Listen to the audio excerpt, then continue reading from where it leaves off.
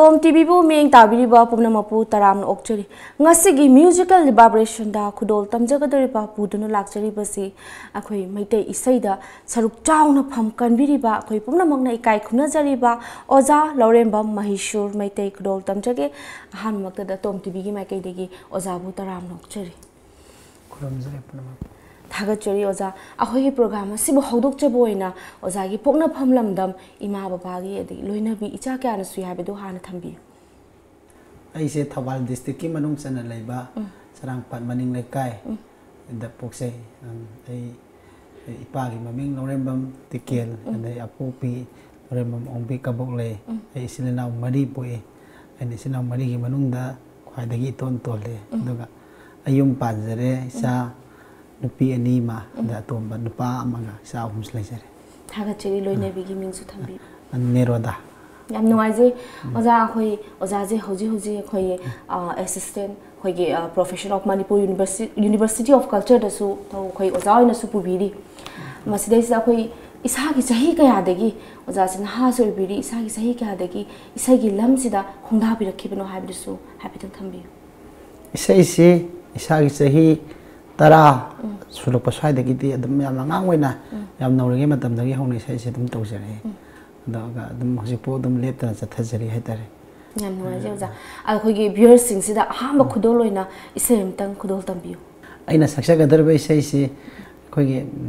sai makhal sing gi manungda tongan bai sai makhal khar lei makhal sing manungda yakai rol hai bai sai dagi yam sang da bi da matem tang saksage सिसे खाना उसको तंग नुआई तब न मिलने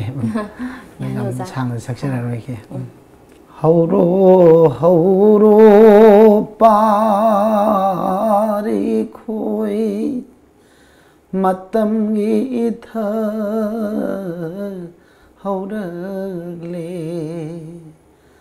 थौजाल ओइन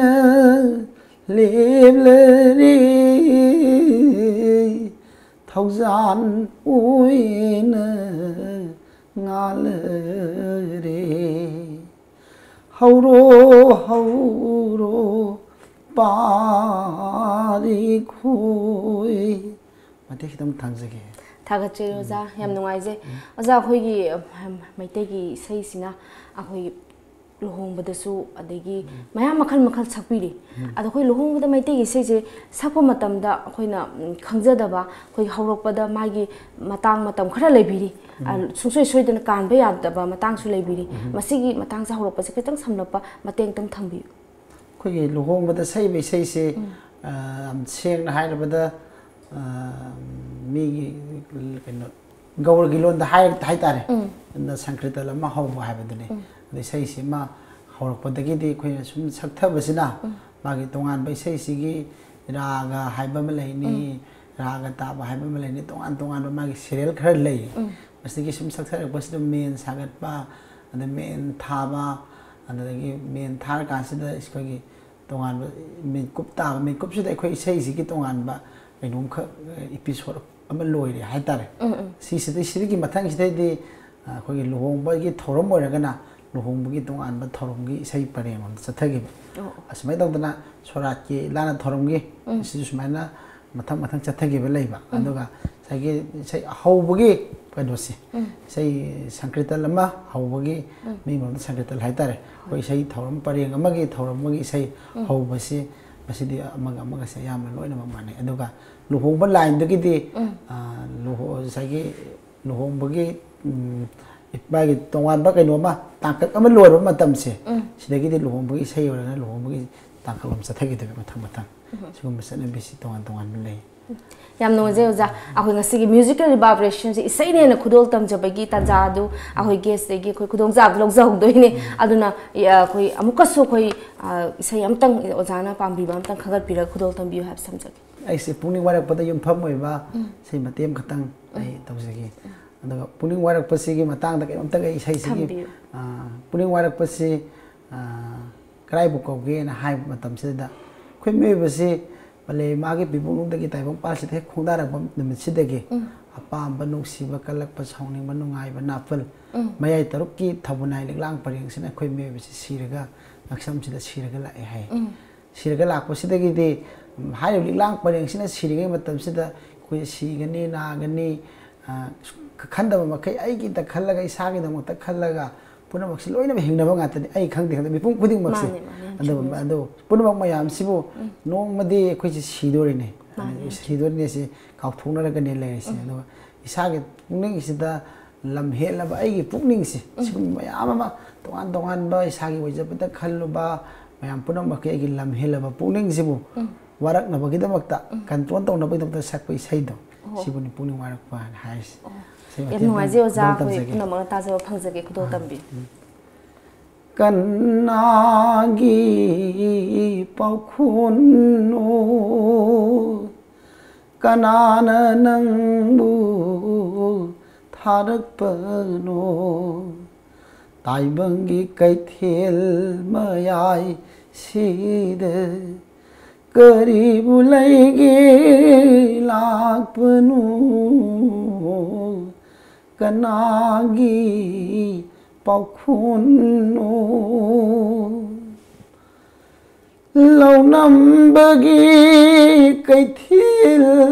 ni uideba ngakta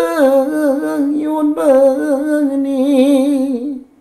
apam pam de khali ngai de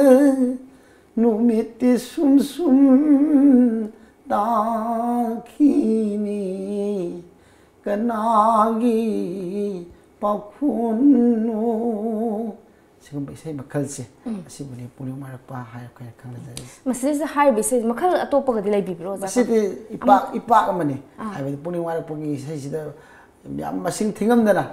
yam lai bai tare adai marak tagi am khatang ne sak sai yar ga di amtang ga sum khudol tam bi yo khang ga pi ai di khana usi ga si yam no ai da ne me thoi adu tam jage soiroi khangune miyoiba nangi susaro lakhini khudum singdune laglaga khubam tingna hankhigani soiroi khangune miyoiba karigi leiri luptuna taibang ipang nungsida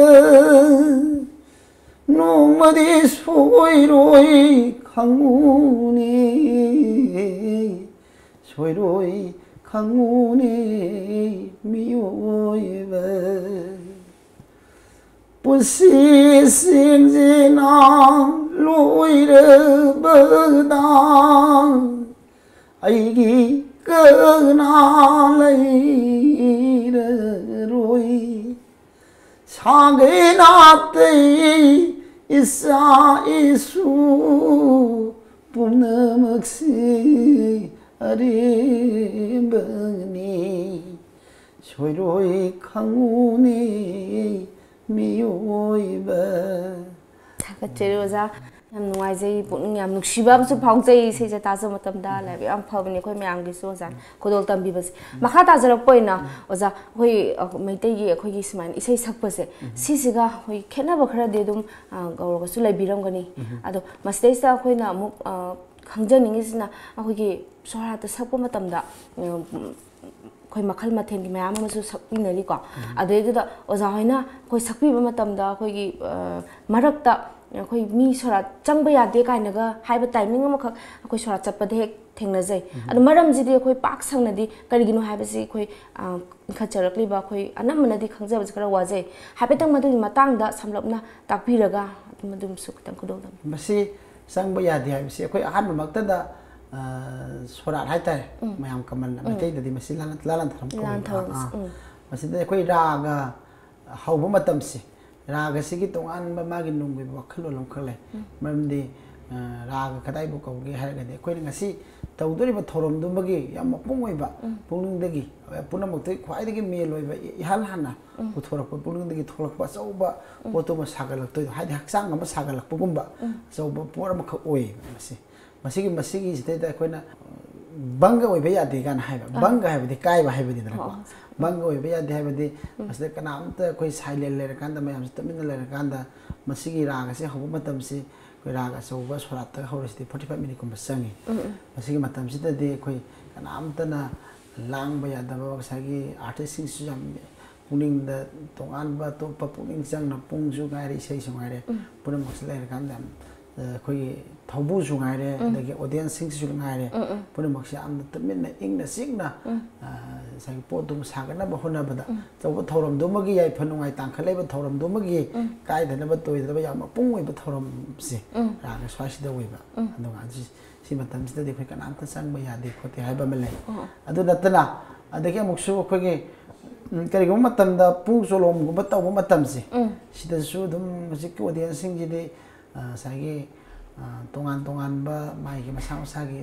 professional to lailan da chana ge banina Manipuri pung isai gi na sankritan gi natraga Meitei gi thorom tawda da leriba sana pathap sa yam mano jite yam kumna khangnadra ba haitar mayam jama thachana akhoi changba ya de haib dugi madugi dos ka di khoi lebibra basi ada akhoi sagi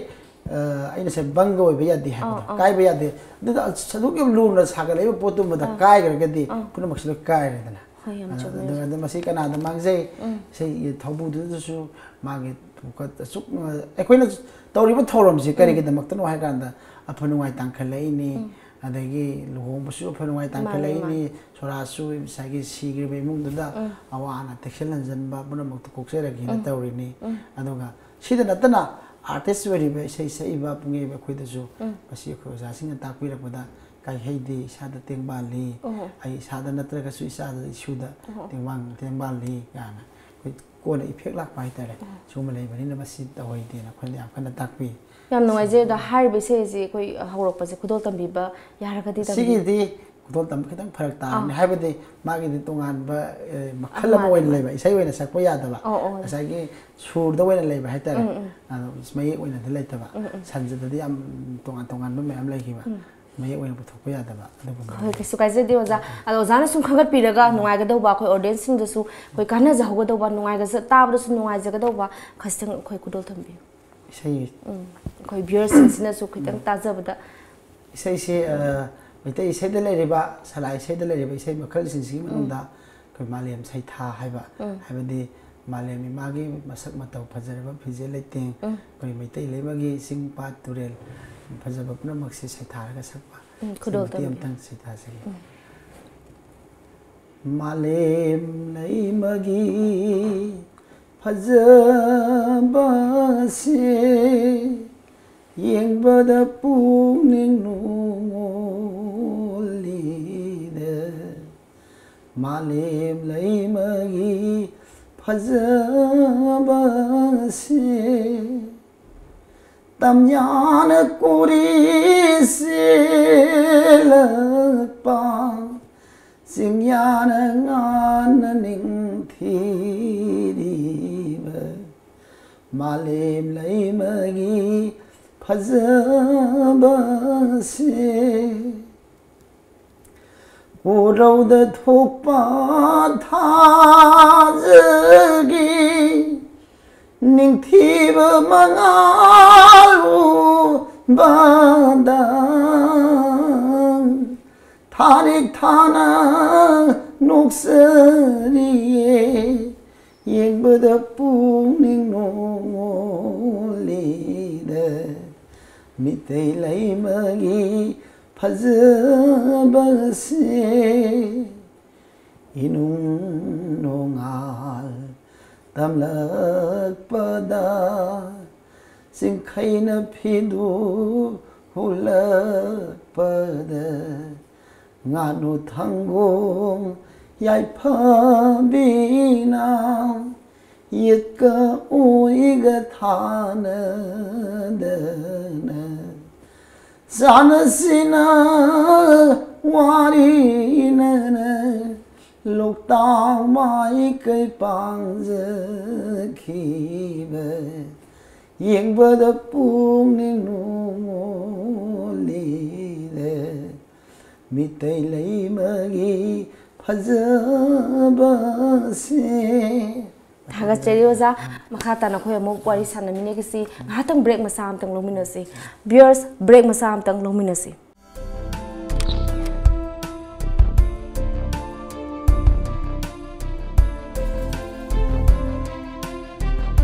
Iramdam da fangba polam singna iramdam asimakta da sajaba kangla gi polam sing fangbiragani luhong panthana lakpada miyam gi damak leizare leima kabo loinana luhong bagi yakhanaba discount su izari akupa marol gi damak contact tobiu 8131877217 natraga 9612056941 kangla kabok chabiyu yamna hawbani kangla leima kabo break ki matungda tarawna mo okcheri laga cheri oza khoi haksu potha minaru re koi oza na ngasi sei khoi meitei sei saksakpa mo oijarai masi gi matang sida khoi samlapa khoi makhata na meitei sei sakpa sing sida kari kari haibining ba adigi advice message thambining ba inkhalakni ba sing khaseng thambi masi gi matang da haining bade yam dilaire adabo haibada su phachada ba su yauni adagi adum khara ina ngamjaba khara di haijagi hajani mu khara di ado masigi koi tawre ba mai sai se tai sai da natana art saidare art tawri ba music se masi honabagi makha yamna pole da ado koi hojik se hojik matam sida lairi ba tai sai sakpa sakpi lairi ba punamak se koi sai tambina ba mi se tambina ba me dai sai tamjaning ba ai sa ne sai ji hairage na tamjage na tholok ba mi se siamata laitaba sakpina badi am laiba koi yam nuri je swaida koi yam seng na haira bada koi khantang hona jare yam ngang ore nge dai hona adu ba koi na hona jare badu di kasuna te na mo hajaraga koi gi matak matak ta lairi ba ja sing duna hona rak pagi wari sing do tajara kanda koi de saruk sa mai no ja sing duna wari ha ba koi wari khangje adu ba koi mak suk khara hona jare do saurang na ai na hojik ai sagi ai na isai gi lamsi da khong thak thangjan jari si sahi kullom suradrana khanjai sahi kullom jida ai sa na ai hojik phongda ai karim ta oidri na khanja belai sugum ba mayam honara ko mayam si ai honara ai wari noi wow hai bidna tab koi na haina ai koi su khara di hona jari smai tawdana noi su masagi hajada badra tongan ba bane aduga ko hona bagi mami ma tahan badu yam darkar oidana aduna hona bagi mami ma tahan la kanda mayam su hona mina kanda mayam ki thawal tawmina si adu ai na hajaning badi sakpi na ba mi di mayam lai kanda tamning da basi tamning da ba tamning da na sakjaning ba aduga oza guru nai na di hek tamjaning ba adumai na ai mak ne haibsu nu aja da tare ai maram di kai ro na kanda tawdui ba thabak si kari no haibado adagi isai sakpa mana oidori ba si kari no adagi kudam na haibada aigi sanupi ma sien gren natraga sesakpi afaba ma natraga thauban da laiba sesakpi do ma moirang dagi no pa ma sei nek pulai mangi thajaba ba ba kha pon natra adu boi taraga de akoi ge thauban da laiba nupi sesakpi se ma yam matik sabam thokta bran adu ita de adu go matik saba mi ma oiramaga de hena nuai jaidana adu ga yamna kari haitare me as honna bagi mami ma aina harisna loi chumme habedi nasada yam chumi ojana thambiri si akhoi gi meitei isai sakpa mo ojana akhoi meitei isai sakpa sibu khoi meitei isai sibu hena mayang gi mafam da sak tak basigi chang se wang thambige hairaga di thamjana bo honna bada puna maksna khoi punu honna mina ba ma changi hai basi takpiri thagachari yam nungai je oja makha da na amko so khoi isai ma ojana khwai degi ojana hek isai sakpa degi pamjarakpa khangat piraga amtang khudol tampiu matik mayai haiba isai dagi ai apugi matik mayai haiba isai de matik amtang thakal tawjagi matik mayai haiba isai je samlappa su khastang thambiramaga matik mayai haiba se tonga ai ngasai mamang di panjagi bado puni warap kanai bu kawi haigadi magi definition khara pigre aduga malem saita haigadi malem gi magi matik mayai phijilai teng sai tha ma sakpai sai smai tawdana matik mayai haiba de ꯇꯦꯡꯕꯥꯟ ꯃꯄꯨꯒꯤ ꯃꯇꯤꯛ ꯃꯌꯥꯏ ꯍꯥꯏꯕꯗꯤ ꯇꯦꯡꯕꯥꯟ ꯃꯄꯨꯁꯤꯅ ꯀꯩꯗꯧꯏ ꯃꯥꯏ ꯃꯒꯨꯟ ꯐꯣꯡꯗꯣꯛꯄꯁꯤ ꯇꯦꯡꯕꯥꯟ ꯃꯄꯨꯒꯤ ꯃꯥꯁꯤ ꯑꯗꯨꯅꯤ ꯑꯗꯥꯅꯤ ꯃꯁꯛ ꯐꯖꯩ ꯃꯁꯛ ꯊꯤ ꯃꯥꯅ ꯁꯤꯡꯉꯩ ꯇꯧꯕ ꯉꯝꯃꯤ ꯃꯥꯒꯤ ꯃꯇꯤꯛ ꯃꯒꯨꯟꯗꯣ ꯃꯒꯨꯟꯁꯤ ꯇꯥꯛꯆꯕꯒꯤ ꯏꯁꯩꯅꯤ ꯌꯥꯝ ꯅꯨꯡꯉꯥꯏꯖꯩ ꯑꯣꯖꯥ ꯈꯨꯗꯣꯜ ꯇꯝꯕꯤꯌꯣ ꯑꯗꯨ ꯏꯁꯩꯗꯣ ꯅꯣꯡꯈꯣꯡ ꯀꯣꯏꯕ ꯑꯉꯝꯕ ꯇꯔꯪꯗ ꯍꯤꯔꯦꯟ ꯍꯣꯜꯂꯤꯕ ꯏꯄꯥꯛ ꯊꯛꯀꯤ ꯄꯨꯔꯦꯝꯕ ꯌꯥꯏꯕꯤ ꯀꯣꯟꯒꯤ ꯃꯄꯨꯗꯧ ꯅꯣꯡꯈꯣꯡ ꯀꯣꯏꯕ ꯑꯉꯝꯕ ꯇꯔꯪꯗ ꯍꯤꯔꯦꯟ ꯍꯣꯜꯂꯤꯕ ꯌꯦꯅꯧ ꯆꯨꯞꯂꯤ ꯄꯥꯏꯔꯤꯕ ꯆꯩꯕꯤ ꯅꯧꯔꯤꯜ ꯍꯣꯜꯂꯤꯕ ꯁꯖꯤꯛ ꯊꯕꯥ ꯑꯣꯏꯕꯤꯔꯤꯕ ꯑꯃꯝ ꯑꯉꯥꯟ ꯈꯥꯏꯔꯤꯕ ꯅꯣꯡꯈꯣꯡ ꯀꯣꯏꯕ ꯑꯉꯝꯕ ꯇꯔꯪꯗ ꯍꯤꯔꯦꯟ ꯍꯣꯜꯂꯤꯕ ꯑꯔꯥꯞꯄꯗ ꯂꯩꯇꯕ ꯅꯛꯃꯟꯗꯨꯅ ꯎꯗꯕ ꯆꯥꯎꯕ ꯄꯤꯛꯄ ꯃꯅꯤꯡꯅꯤ ꯁꯤꯟꯕ ꯊꯨꯡꯅ ꯂꯩꯕꯅꯤ ꯌꯦꯅꯧ ꯆꯨꯞꯂꯤ ꯄꯥꯏꯔꯤꯕ ꯌꯥꯡꯖ ꯁꯒꯨꯜ ꯊꯧꯔꯤꯕ ꯁꯖꯤꯛ ꯊꯕꯥ ꯑꯣꯏꯕꯤꯔꯤꯕ ꯑꯃꯝ ꯑꯉꯥꯟ ꯈꯥꯏꯔꯤꯕ ꯅꯣꯡꯈꯣꯡ ꯀꯣꯏꯕ ꯑꯉꯝꯕ ꯇꯔꯪꯗ ꯍꯤꯔꯦꯟ ꯍꯣꯜꯂꯤꯕ सिगुम इसे सिगुम मतिक मया है खुदम मैं खुदम हाइजगे नोंखों कोई अंगम हाइबने अखोई नोंगी मखों से लेतेदन नोंगी हौरफम से लेते नोंगी हौरए नत्रा अदुगुम नोंगी हौरफम जे लेतबा नोंग हाइबा नोंगी हौरफम जे नोंगी मखों जे हौरफम लेतबा पोतु मकोइबा अंगम हाइबा याम नुवाइजे अजा मखल मखल मैम सु लैये थंबिरिबा मखा थाना अमनिद सुम अखोई ताजनिंग बसम फाउजरेबा साइदे हौबदगी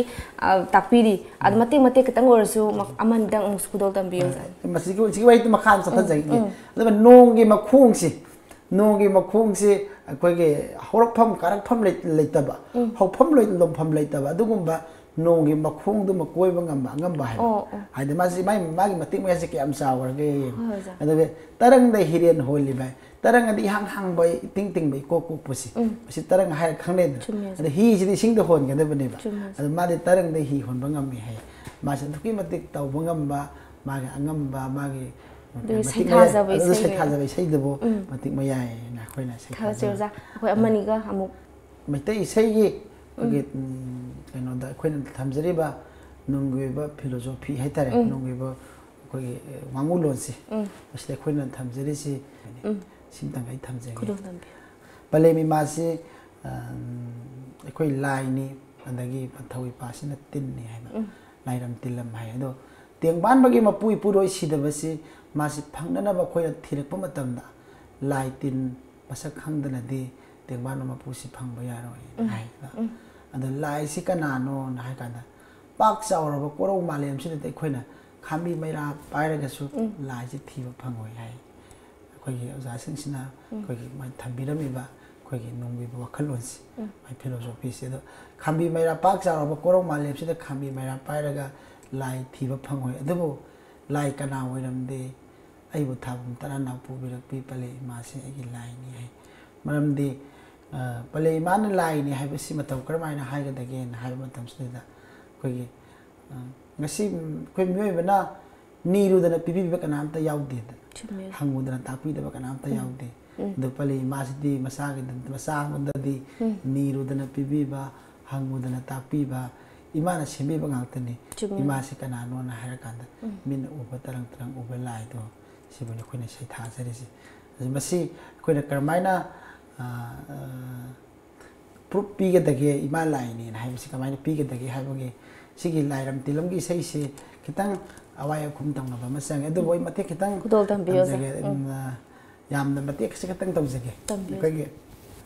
नुंगसिदा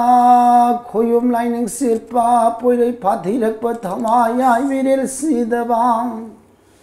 पारी बुंगो मधत लाई ओइ खरबै पुइ पासिना हाइलेरमी इसा सांग लाइगे लाइरम दे धिंगमंगमनी ꯇꯤꯟꯒꯤ ꯇꯤꯜꯂꯝꯗꯤ ꯊꯤꯡꯕ ꯉꯝꯗꯕꯅꯤ ꯀꯌꯥ ꯋꯥꯡꯈ꯭ꯔꯕ ꯂꯥꯏ ꯇꯤꯜꯂꯅꯤꯒꯤ ꯃꯇꯤꯛ ꯃꯌꯥꯏꯅꯨ ꯄꯥꯛ ꯆꯥꯎꯔꯕ ꯀꯣꯔꯧ ꯃꯥꯂꯦꯝꯗ ꯈꯥꯝꯕꯤ ꯃꯩꯔꯥ ꯆꯝꯗꯨꯅ ꯂꯥꯏ ꯊꯤꯕ ꯐꯪꯂꯣꯏ ꯏꯕꯨꯡꯉꯣ ꯍꯦ ꯂꯥꯏ ꯀꯅꯥ ꯑꯣꯏꯔꯝꯗꯔꯦ ꯅꯪꯕꯨ ꯊꯥꯕꯨꯝ ꯇꯔꯥꯅ ꯄꯨꯕꯤꯔꯛꯄꯤ ꯄꯂꯦꯝ ꯏꯃꯥꯅ ꯂꯥꯏꯒꯤ ꯁꯛꯇꯝ ꯑꯣꯏꯔꯝꯃꯤꯅꯦ ꯂꯩꯄꯣꯏꯕ ꯄꯂꯦꯝꯃꯥꯅ ꯄꯟꯊꯧ ꯃꯁꯛ ꯇꯥꯛꯄꯤꯗ꯭ꯔꯕꯗꯤ ꯑꯩꯈꯣꯏꯅ ꯀꯅꯥꯗ ꯄꯟꯊꯧ ꯀꯧꯔꯨꯅꯤ ꯏꯄꯥꯁꯦ ꯑꯩꯒꯤ ꯏꯄꯥꯁꯦ ꯀꯅꯥꯝꯇꯅ ꯍꯥꯏꯕ ꯉꯝꯃꯣꯏ ꯑꯩꯒꯤ ꯏꯃꯥ ꯅꯠꯇꯅ ꯑꯁꯤꯕꯨꯅꯤ ꯍꯥꯏꯔꯤꯁꯦ ꯑꯗ ꯁꯤꯒꯨꯝꯕ ꯁꯨꯃꯥꯏꯅ ꯇꯧꯗꯅ ꯁꯤꯒꯨꯝꯕ ꯋꯥꯔꯤꯁꯤꯒ ꯃꯔꯤ ꯂꯩꯅꯅ ꯁꯛꯄ ꯏꯁꯩꯁꯦ ꯁꯤꯒꯤ ꯃꯈꯥ ꯃꯇꯦꯛ ꯑꯃꯇꯪꯒ ꯇꯝꯖꯔꯛꯀꯦ ꯃꯤꯒꯤ ꯃꯃꯥ ꯃꯁꯛ ꯐꯖꯕꯤ 이마 거기 야대도 파리로 왕래 구이바 빨리 마불라이 하이버스 파리 문영네 다저렴 들어보이 빨리 마스 라이 하이버스 그이동농게 하이로리 낭부 아이부 싸우나부 힘나나부 욕비력보다 마하우 싸먹으니 빠나 불러버 콤랑 비북 달린 비키바 빨리 마게 콤랑이 러물도 까우르기르니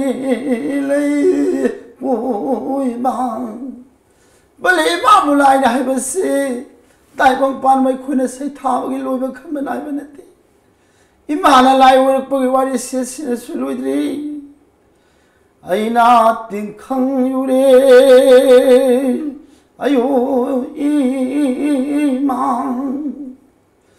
타모이게 바이사카야마롱 강원들버수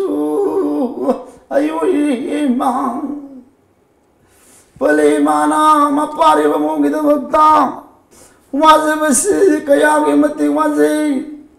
헤 빨리마나 마파리바 몽싱시